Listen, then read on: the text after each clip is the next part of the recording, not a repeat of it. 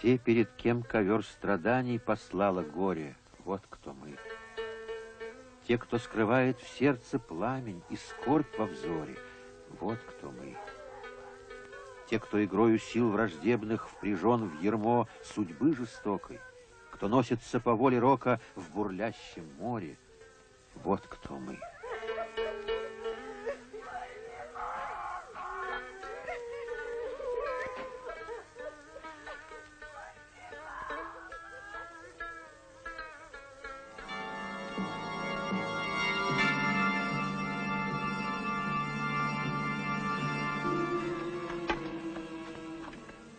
Мы знаем, на этом месте был сад.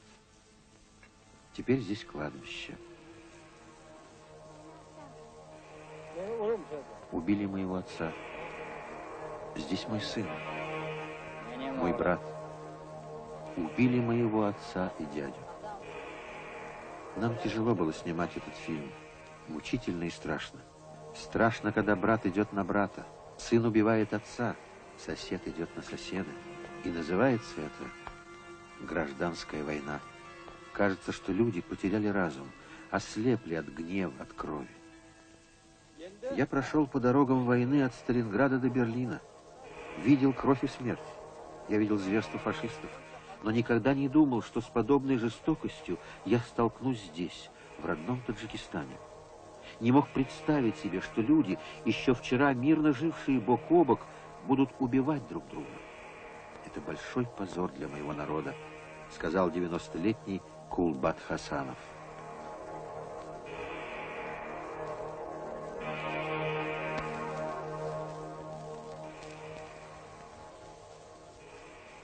Кровавый счет жертвам в Таджикистане был открыт в феврале 1990 года.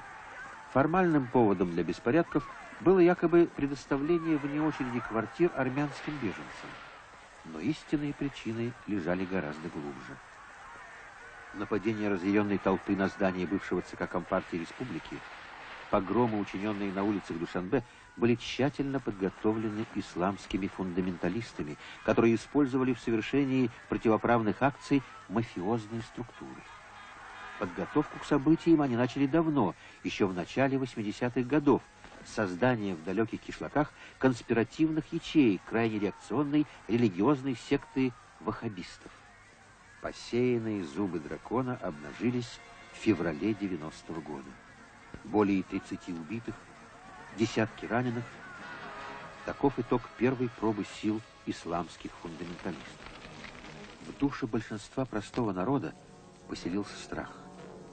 Начался массовый отъезд местного и русскоязычного населения из Таджикистана, что очень ощутимо ударило по экономике республики. Последующие 2 года в жизни республики были отмечены как годы перерастания социально-экономического кризиса в национальную катастрофу. Наметившая еще в февральских событиях тенденция к разрушению власти стала все более углубляться. Стали четко проявляться националистические идеи и процесс укрепления позиций партии Исламского Возрождения, которая уже не скрывала своих целей – построение в Таджикистане исламского государства по типу Ирана. Для достижения этой цели исламисты шли на все. Они сумели подчинить себе руководителей многих демократических движений и мафиозных кланов, с которыми срастились в одно целое. Устраивая на площадях многотысячные митинги, на которых провозглашались демагогические требования, они готовили вооруженные формирования для насильственного захвата власти. Вот они, новоявленные отцы народа. Запомните их. Это их призывы обернулись гибелью десятков тысяч людей. Впрочем, рассказ об их деяниях еще впереди.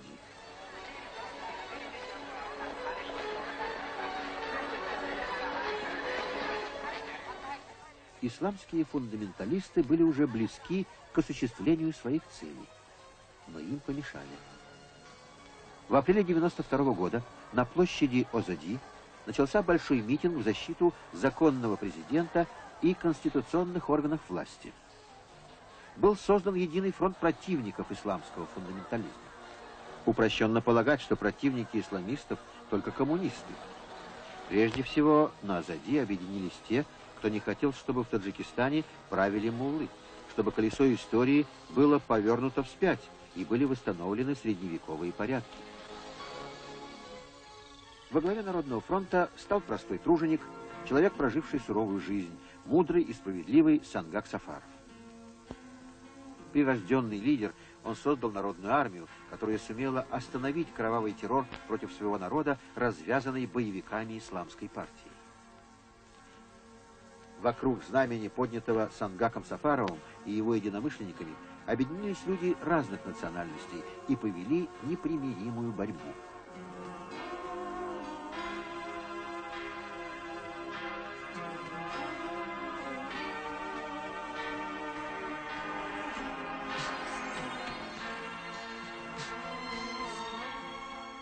«30 марта 1993 года он был убит врагами. Еще раньше, во время боев в Душанбе, был схвачен и зверски замучен соратник Сафарова, поэт и народный певец Рустам Абдурахимов.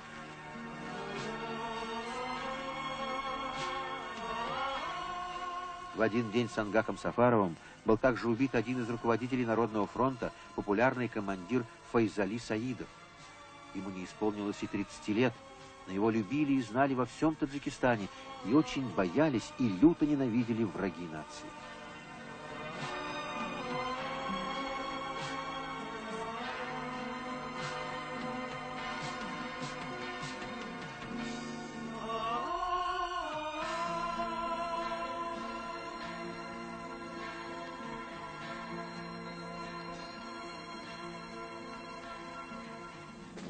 Народная армия очистила таджикскую землю от мракобесия и исламизма и сделала все для того, чтобы было возможно строительство нового демократического государства Таджикистан, в котором будут жить все народы в мире и дружбе. За это многие отдали свои жизни. Но это было потом. А мы вернемся в май 1992 года.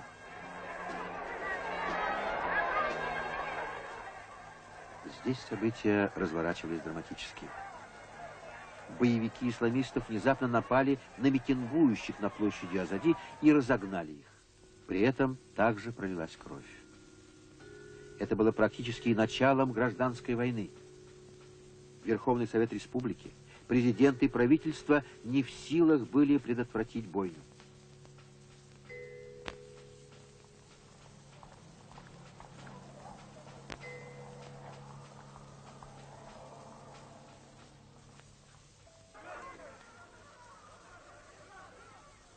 По сценарию переворота исламисты захватили телевидение и радио, силой навязали президенту так называемое правительство национального согласия, в котором заняли ключевые посты. Они подчинили себе все властные структуры и занялись делением портфелей и привилегий. А в это время в Вахшской долине неотвратимо росло народное сопротивление демоисламистскому правительству. Росло и крепло. Иначе и быть не могло. Потому что идеи исламизации Таджикистана не прельщали простой народ и были против его свободолюбивого духа. Гражданская война в республике достигла своей кульминации.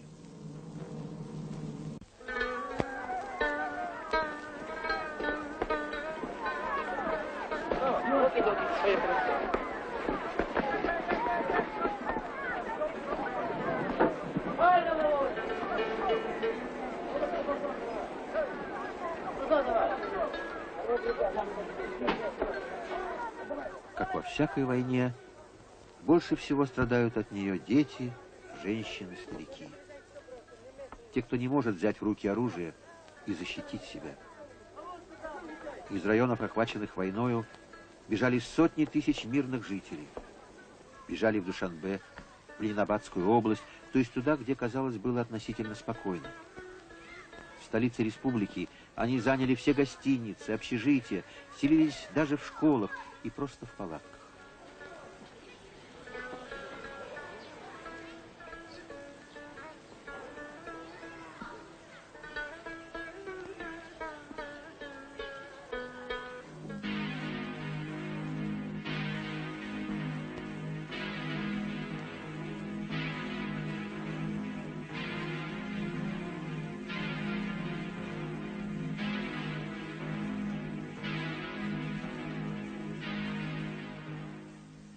заблокированном городе появилась угроза голода и эпидемии.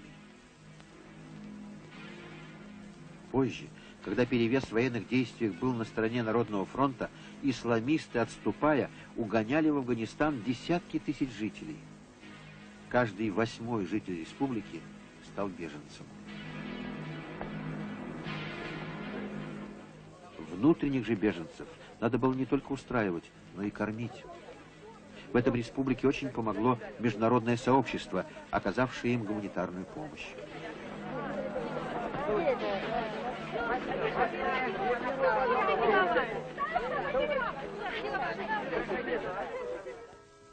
Но главной потерей для страны были потери людские.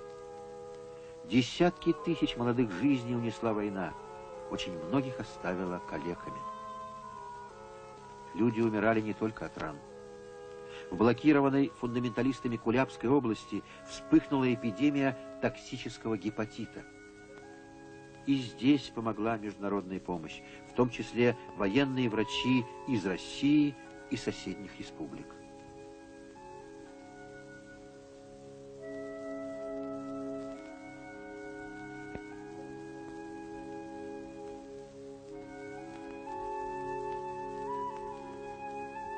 Действия боевиков исламской партии носили откровенно уголовный характер. Везде, где они находились, царили произвол, разбой и мародерство, лилась рекою кровь. У этих женщин боевики угнали дочерей в Афганистан, где они обычно меняли их на оружие и наркотики. Зверства, творимые ими, приводили людей в ужас.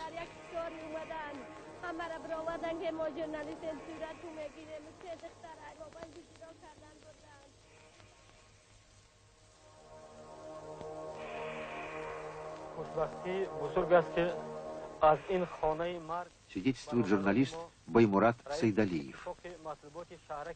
Вот эти ребята из нашего Вахшского района, Джурахон Ширинов и Хаким Рахимов, были узниками этих застенков.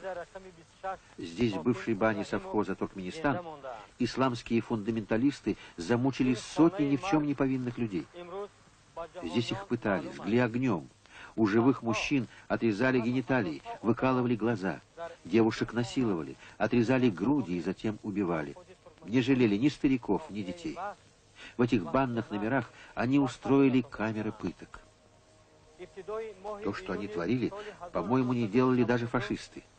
И все свои зверства они прикрывали якобы святой необходимостью очищения веры от неверных. Их главари провозглашали: пусть останется в Таджикистане из 3 миллионов таджиков только 1 миллион, но истинных мусульман. Остальные должны быть уничтожены. Исламские фундаменталисты развязали настоящий геноцид против своего народа. В Коране сказано: все доброе от Аллаха, все злое от шайтана. Они 100-кратно страшнее шайтана, и поэтому Аллах отвернулся от них. Иначе и быть не могло.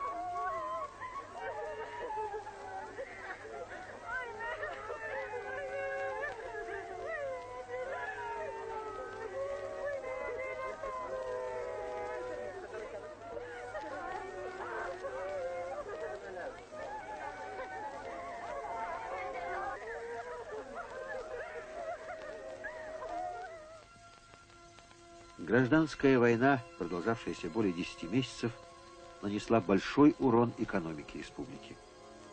Общий экономический ущерб оценивается более чем в 250 миллиардов рублей. Десятки предприятий разграблены и сожжены, разрушены мосты, ирригационные сооружения, более 150 тысяч домов разграблены и разрушены. Отступая, исламисты уничтожали все, что можно было уничтожить. Грабили банки, магазины, дома мирных граждан. Да, разрушать не строить. Но будь мир на нашей земле и крепкие руки, жизнь наладится. И мир все-таки пришел на землю Таджикистана.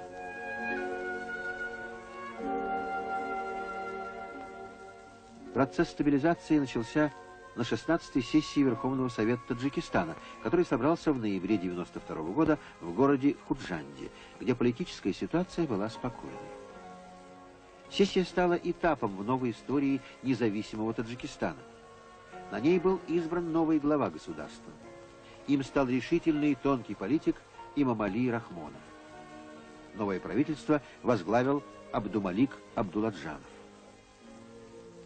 На сессии была принята широкая программа стабилизации обстановки в республике, главным пунктом которой стало возвращение беженцев на исконные земли. Процесс возвращения беженцев полон противоречий и различных эмоций. Да, возвращение домой. А если дома нет? Если то, что наживалось годами, разграблено, уничтожено? Люди возвращались и возвращаются. И правительство республики делает все для того, чтобы облегчить этот процесс, выделяя из своего скудного бюджета средства на восстановление домов, хозяйства, на пособия. Из соседнего Афганистана также стали возвращаться таджики.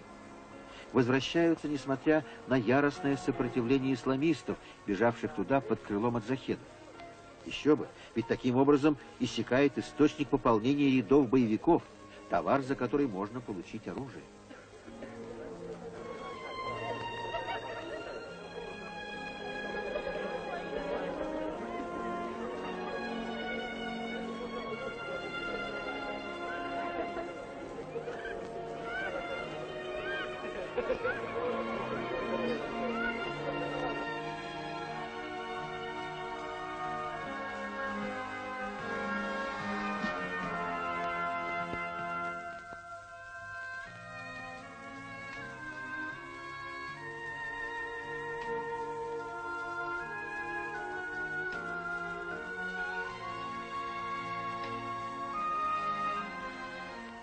Большую помощь оказывают возвращению сотрудники ООН, Международного Красного Креста и других общественных организаций.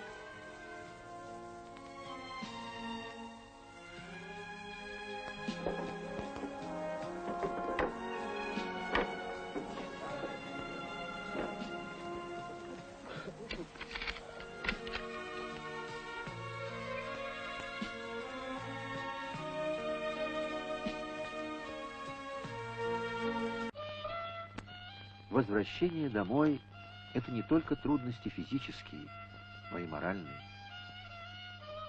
Ведь в большинстве своем бежавшие, особенно в Афганистан, так или иначе были чем-то связаны с исламистскими фундаменталистами или просто симпатизировали их лозунгам, но не запятнали свою совесть чужой кровью. Мы должны простить друг другу все, иначе слезы наших жен, детей никогда не высохнут. Мы должны много работать. Труд честный на благо поможет нам в этом, говорили старики на обедах примирения.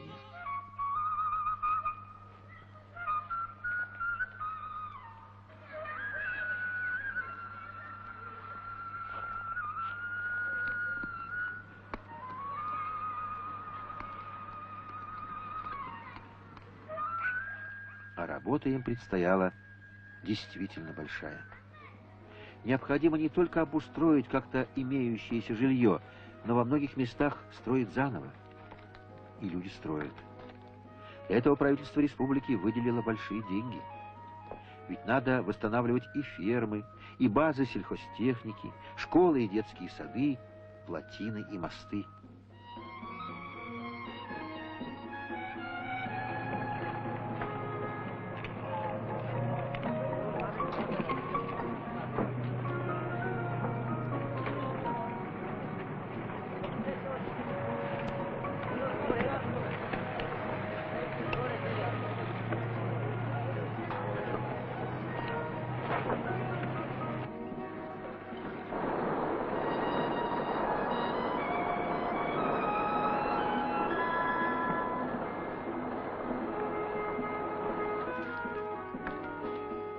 Справедливости ради надо сказать, что республике самой никогда бы не выбраться из разрухи, никогда не залечить раны, нанесенные гражданской войной, если бы не помощь мирового сообщества.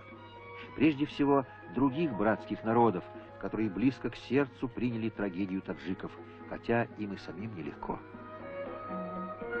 Прошедшая братоубийственная война – это не только разрушенные дома, но и разрушенные семейные очаги.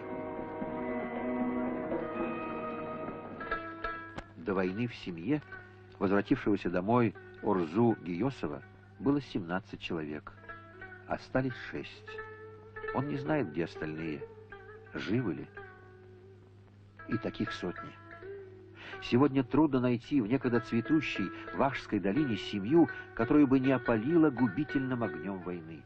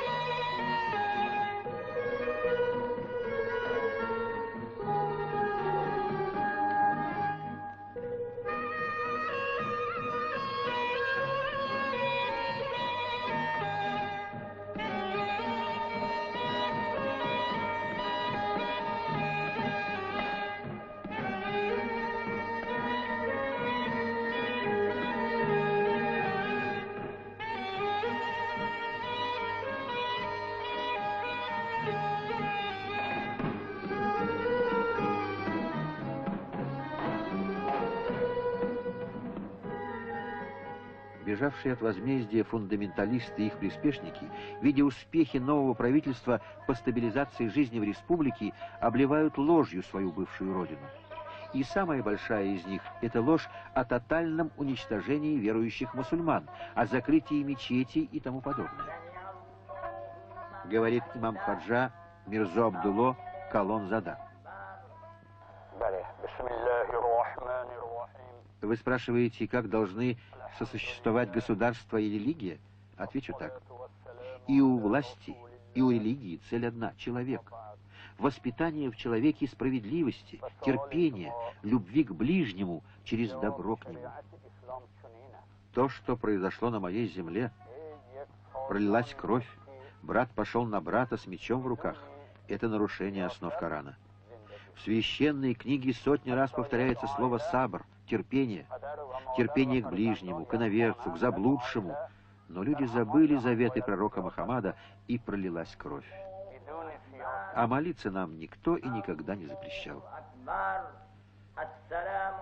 Да, жизнь в республике восстанавливается. Таджики молятся, работают, поднимают дома, сажают новые деревья.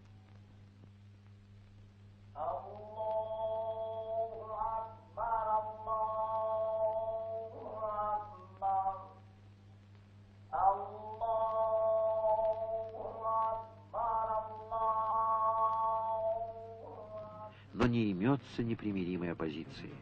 Так сегодня называют убийц и мародеров.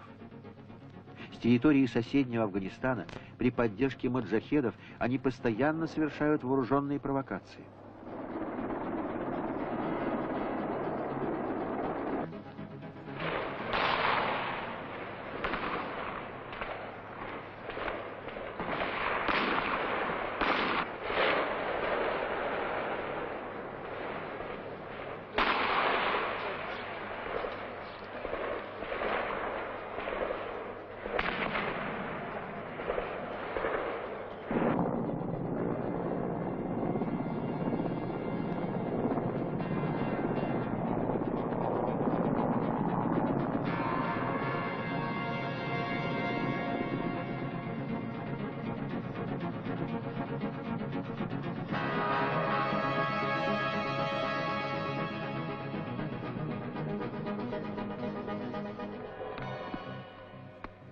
Весь мир облетела весть о трагедии, произошедшей 13 июля 1993 года на 12-й заставе московского погранотряда.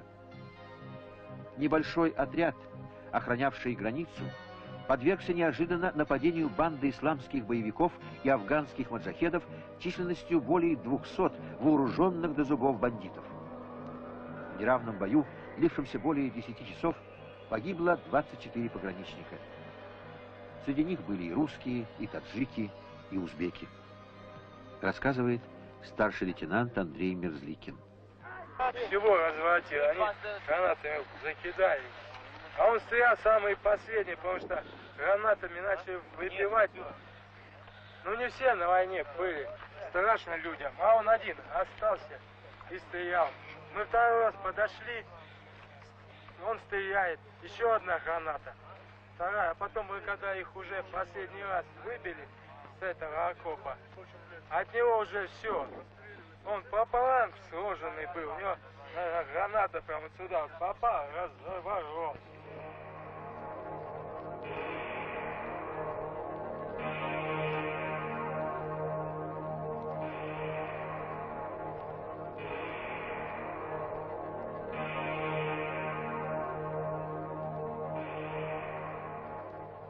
Иван Майборода из Алматы, уже здесь, в госпитале, узнал о гибели своего брата, начальника заставы Михаила, посмертно удостоенного звания Героя России. Вчера мне звонила мать, с матерью разговаривала, она спросила, значит, спросила, как брат мой, я сказал, что сегодня, вернее, она знала, что уже брата нет, просто спросила там, как его убили, сказал, что осколками там, один в легкое, другой в позвоночник. Она спросила, как жил еще. Ну, я сразу сказал, что нет, вообще не жил, что убили сразу его. А он еще долго жил. Мы еще с Барбашом разговаривали, я у него спрашивал, начальник жив, он жив, говорит, нормально все. В общем, вот так. Ну, она сразу расплакалась. Ванечка говорит, отомсти, говорит, за него. Попереубиваю все, честное слово. Беспощадно бить буду. Провокации на границе, нападения на заставы приняли характер систематических. Но такой трагедии, как на 12-й, больше не будет. Гарантией этому служит то, что сегодня граница уже не просто охраняется, как прежде, но принята система мощной обороны и превентивных ударов по скоплениям исламских боевиков на противоположном берегу реки Пянш. Любая попытка нарушения границы пресекается в самом ее начале. И все же попытки проникновения через границу продолжаются. Но в основном в труднодоступных горных участках Памира. Случаются здесь и захват пограничников в заложники, и попытки проникновения вглубь территории Таджикистана с целью распространения наркотиков и оружия. Вот это огромное количество наркотиков, денег было обнаружено у контрабандистов, нарушивших границу. Трудно бывает порой определить, что же послужило причиной такого безрассудного упорства, с которым эти молодые ребята идут на верную смерть? Фанатизм? Чувство мести? Скорее другое. Хлеб на чужбине надо отрабатывать. Некоторые полевые командиры маджахедов не оставили еще надежду втянуть Таджикистан в орбиту своих геополитических интересов. Но надежды их напрасны. История не повторяет своих ошибок дважды на одном месте. Трагедия Таджикистана явилась суровым уроком для всего Центральноазиатского региона. И наладить жизнь республики помогают почти все государства стран Содружества, говорит первый заместитель председателя Верховного Совета Республики Таджикистан Абдумаджид Дастиев. Пользуясь случаем, я бы от имени Президиума Верховного Совета Республики Таджикистан и всего таджикского народа благодарил бы наших братьев по содружеству, россиян, президента России, правительства России, а также Узбекистан, Казахстан, Киргизии, всех других республик СНГ, которые в столь трудную минуту для таджикского народа протянули руку помощи всегда таджикский народ им благодарен. Пожелал бы им мира, добра и благополучия. И не дай Бог, та участь, которая постигла нашу страну, нашего народа, чтобы их не постигла, чтобы их проходила стороной. История дала нашей республике шанс на выживание, и новое законно избранное правительство использовало его. Нелегким был путь к единению, консолидации народа. Шел он через компромиссы, долгие поиски согласия. Стала возрождаться из пепла и руин таджикская земля. Суверенная республика получила признание более 100 государств, установила экономические связи со странами Востока и Запада. Сегодня Таджикистан строит правовое, демократическое, светское государство, и в этом ему оказывают огромную помощь многие братские народы Содружества. Полномасштабную помощь молодой республике оказывает Российская Федерация. Давние связи двух стран сегодня вышли на новый качественный уровень. На долю России, как постоянного члена Совета Безопасности, выпали большие испытания по поддержанию мира и стабильности почти на всем пространстве бывшего СССР. Поэтому народ Таджикистана и его правительство высоко оценивают и приветствуют миротворческие усилия России.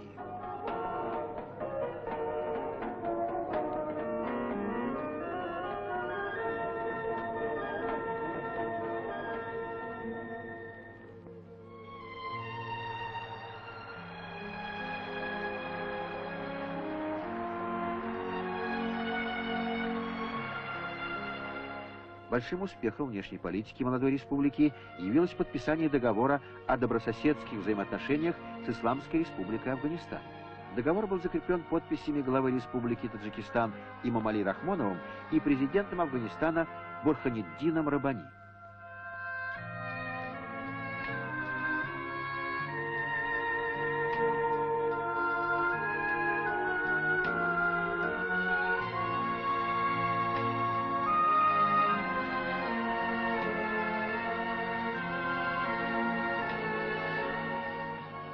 Во время визита были освобождены захваченные ранее в заложники 4 российских пограничника и майор казахского батальона.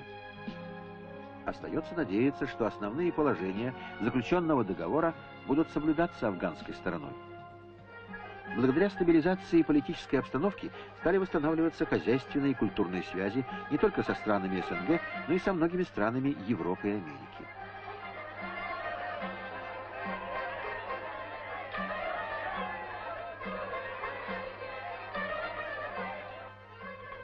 В Таджикистане один за другим открываются посольства зарубежных государств. Приезжают и устанавливают связи многие фирмы Китая, Израиля, Турции и других стран.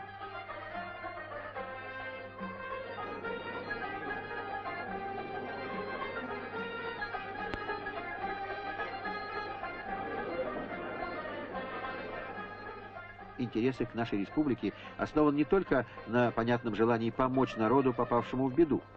Таджикистан – страна богатая огромными природными ресурсами, с заманчивыми экономическими перспективами.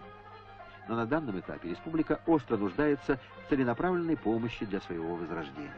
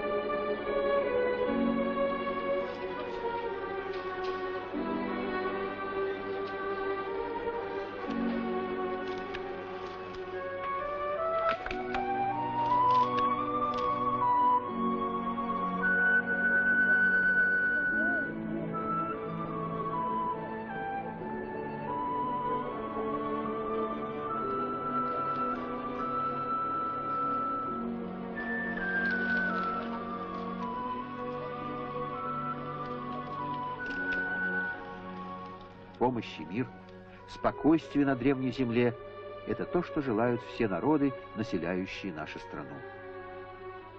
Говорит постоянный представитель Республики Таджикистан в России Сираджиддин Насреддинов.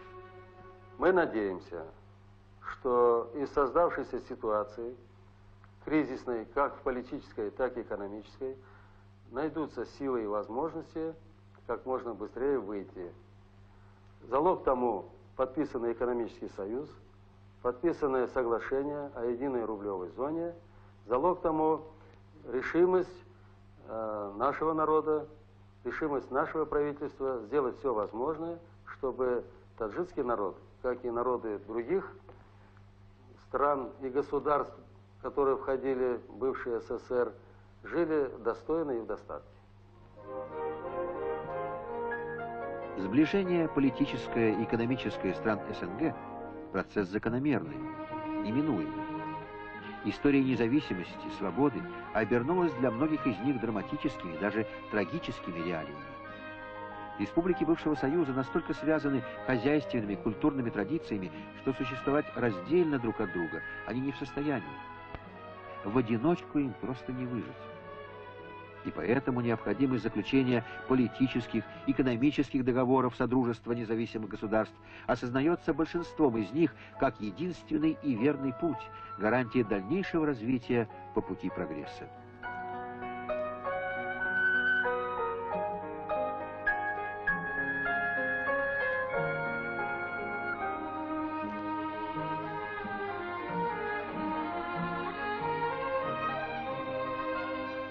Именно так понимают союз СНГ у нас в Таджикистане.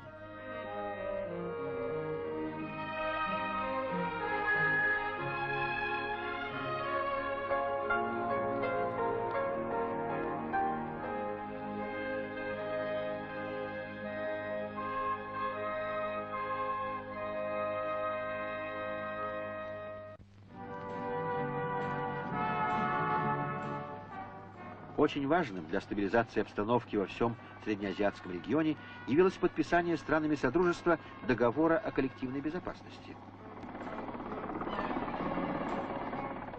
По этому договору 201-я мотострелковая дивизия российских вооруженных сил остается в Таджикистане как гарант мира и стабильности.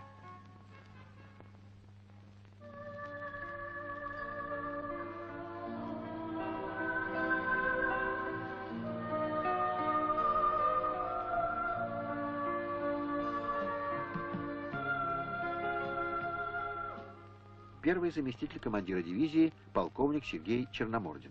На сегодняшний день 201-я мотострелковая дивизия, как и прежде, продолжает выполнять свои миротворческие функции, находясь в Республике Таджикистан.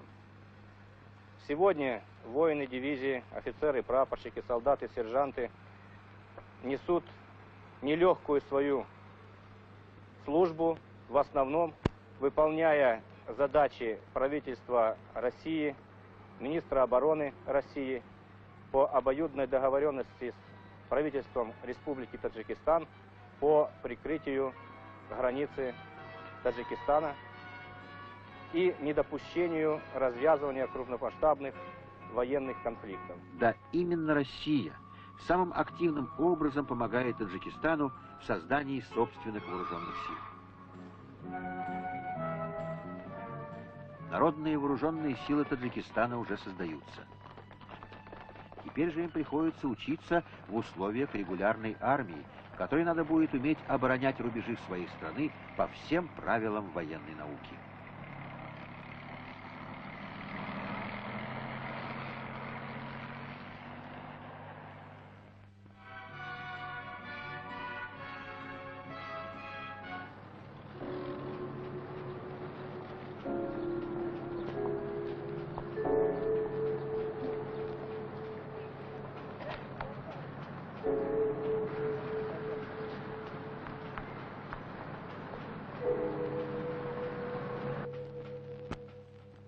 Слово председателю Совета министров Республики Таджикистан Абдумалику Абдуладжанову. Представляя перед собой хронологию последних нескольких лет, ну это не только я, наверное, вот все люди, которые живущие в Таджикистане, каждый удивляется и задает себе вопрос, как могло случиться такое, что отдельные люди для достижения своих корыстных целей смогли столкнуть мудрый древний таджикский народ друг с другом. Теперь же здесь не шло вот, речь или война между какими-то отдельными, там, допустим, нациями, другом, между таджиками. Ну, иногда, конечно, если так брать, одним из таких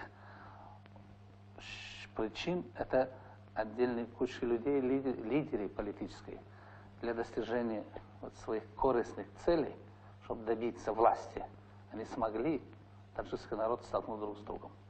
Конечно, это не украшает ни одну нацию.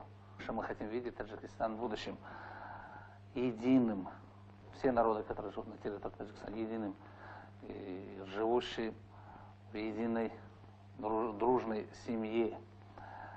И, конечно, чтобы высоким уровнем развития и правами человека, который можно добиться только построив правовую демократическую государство.